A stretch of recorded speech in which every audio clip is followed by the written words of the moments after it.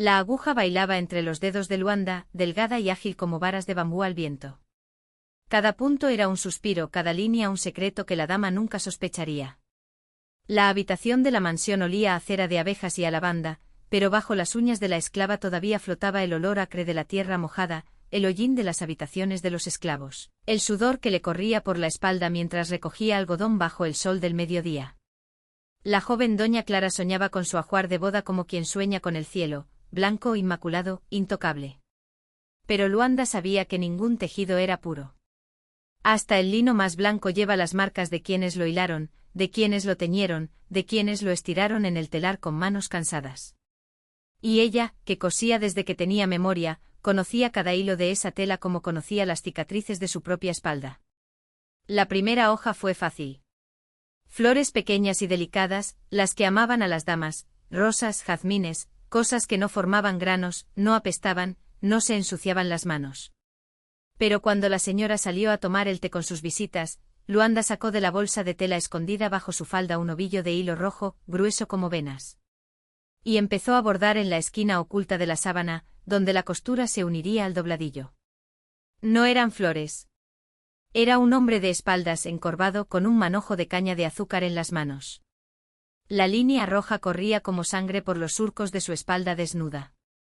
Al lado, una mujer con un bebé en el regazo, los pechos secos y los ojos como dos agujeros profundos. Más adelante el tronco, esa cosa que cortaba la carne como un cuchillo caliente, caminaba sobre patas delgadas, dejando rastros de hormigas negras por el suelo. Luanda bordó el látigo. Bordó al capataz con la boca llena de cachaca y dientes podridos. Bordó a la anciana, la madre de la señora, con su abanico de marfil y la sonrisa que nunca llegó a sus ojos. Incluso bordaba perros, esos que ladraban cuando un negro intentaba escapar, con los dientes afilados como agujas de coser. La segunda hoja ganó los campos. No los hermosos campos que la señora veía desde el balcón, verdes y llenos de promesas, sino los surcos donde los pies descalzos se hundían hasta los tobillos, donde la tierra se agrietaba de sed y los cuerpos se agrietaban de hambre. Bordó las moscas, las heridas, las lágrimas que se secaban antes de caer. En el tercero hubo gritos. No había forma de bordar el sonido, pero hacía zigzags como relámpagos, como cuchillos cortando el aire. Y en el medio, justo en el centro donde la dama reposaría la cabeza de su novia, Luanda cosió una sola palabra, con letras torcidas pero firmes: recuerda. Cuando la señora regresó, no vio nada. Solo elogió el exquisito trabajo, las puntadas tan pequeñas que parecían hechas por hadas. Luanda bajó la cabeza como siempre y mantuvo la aguja en su cuerpecito. La noche de la boda, cuando la dama se acostó junto a su marido, la sábana arañó su piel blanca como el papel. Pasó los dedos por la costura confundida, no era sedosa, no era suave. Fue duro. Como si alguien hubiera cosido trozos de cristal a la tela. ¿Qué es esto?, murmuró levantándose con la vela en la mano. Y entonces lo vio. El hombre doblado. La mujer con el bebé muerto. El baúl. El látigo. Los perros. Los campos. Los gritos. La señora gritó. El marido se despertó con los ojos muy abiertos. Llamaron a las criadas, encendieron más velas y rebuscaron en todo el ajuar. Cada sábana, cada toalla, cada funda de almohada tenía su parte de la historia. Incluso el velo de la novia, que Luanda había bordado con hilos de plata en los extremos, pero en los pliegues, casi invisibles, corría una hilera de cuerpos colgados, colgando como fruta podrida. ¿Dónde está esta mujer negra?, gritó el caballero con la voz espesa por el sueño y la ira. Pero Luanda ya no estaba allí. Esa misma noche, mientras la casa grande se llenaba de lamentos y maldiciones, ella misma se cortó el cabello con unas tijeras de coser, se vistió con la ropa más raída que tenía y salió por la puerta trasera, donde el pasto se tragó sus huellas. No tomó comida, no tomó agua.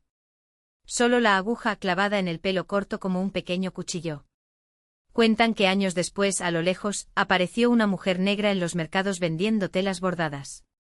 No eran toallas ni sábanas, eran retazos, pedazos de historia cosidos con hilo rojo. Los que miraban desde lejos solo veían flores. Cualquiera que mirara de cerca vio el resto. Y Luanda sonrió, mientras la aguja bailaba. Las telas de Luanda no se vendían por dinero. Los cambió por semillas, por noticias, por nombres que le susurraban al oído. Las mujeres que llegaron a su tienda, esclavas fugitivas, libertos sin tierras, viudas de guerra, reconocieron inmediatamente el bordado. No eran flores, eran cicatrices. No eran hojas, eran manos abiertas en señal de súplica o puños cerrados. La línea roja, dijeron, estaba hecha de la sangre de aquellos que no habían logrado escapar. Un día llegó una niña con los ojos hinchados de tanto llorar y un paquete cubierto de tierra en el regazo. Sin decir palabra, desdobló el mantel sobre la mesa, un trozo de percal desgarrado, manchas de algo que podría ser sudor o lágrimas. Luanda pasó los dedos por la trama y sintió el peso de la historia cosida allí. Él no preguntó. Tomó la aguja y comenzó a bordar sobre las manchas, transformándolas en bocas abiertas, en caminos que serpenteaban como venas. ¿Para quién es esto? Habló finalmente la chica, con la voz temblorosa.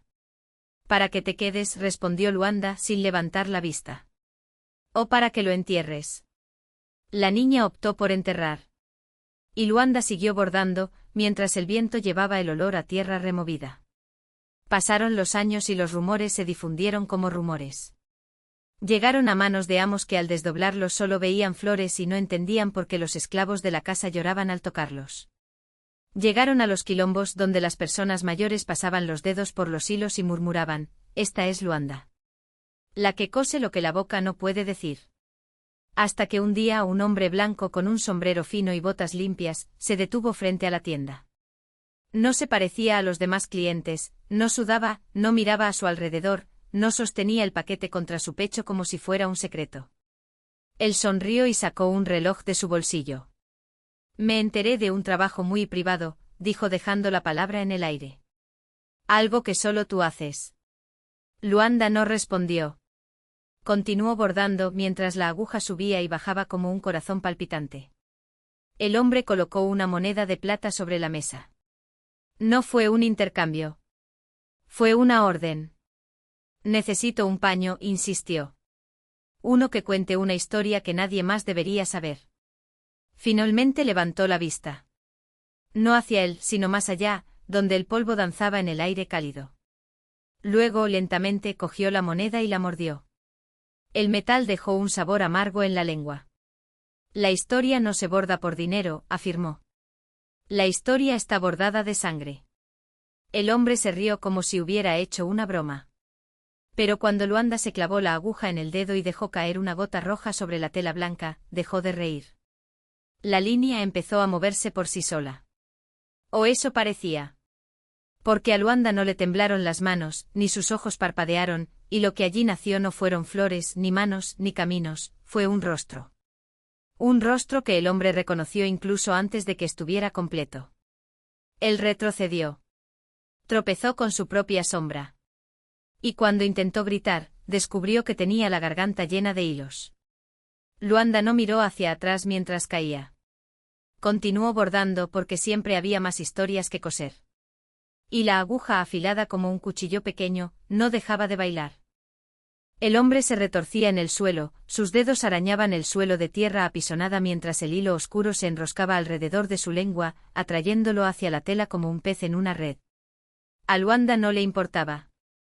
La tela estaba casi llena y el rostro bordado ahora sonreía, una sonrisa que no era ni de ella ni de él, sino algo mucho más antiguo, algo que respiraba a través de los pinchazos de la aguja.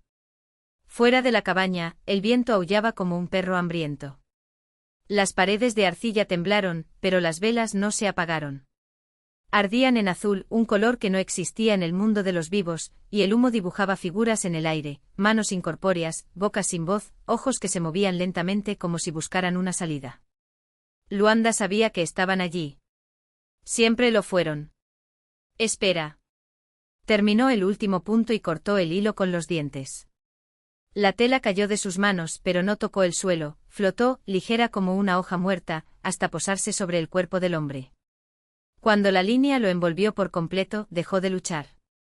Sus ojos, ahora cosidos en sus órbitas, todavía brillaban bajo las picaduras, como si algo dentro de él estuviera tratando de escapar. No deberías haber venido, murmuró Luanda, limpiándose la sangre del dedo en el vestido. Pero siempre venían. Hombres con promesas, con monedas, con amenazas. Hombres que querían historias sin pagar el precio.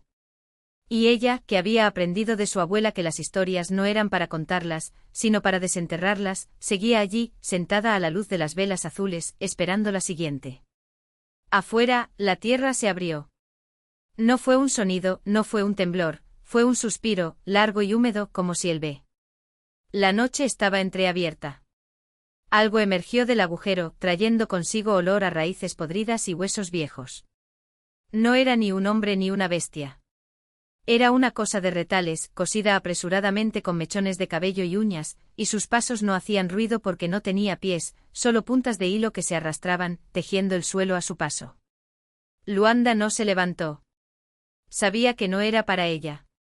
Aún no. La cosa se detuvo frente a la puerta, vaciló, luego extendió una mano cubierta de parches y tocó la puerta. La sangre seca en el umbral brilló por un instante, como si reconociera a un familiar. Entonces, con un crujido de huesos secos, la criatura entró.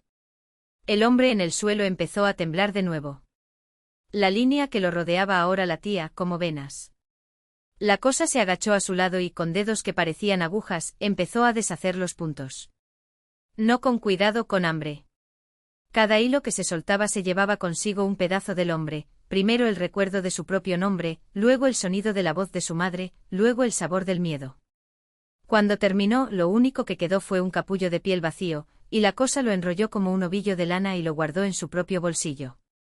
Luanda tomó otro paño. Blanco. Intacto. La próxima historia, dijo, más para sí que otra cosa, necesitará más sangre. Y cuando la aguja volvió a perforarle el dedo, la cosa sonrió con todos los dientes que le había robado.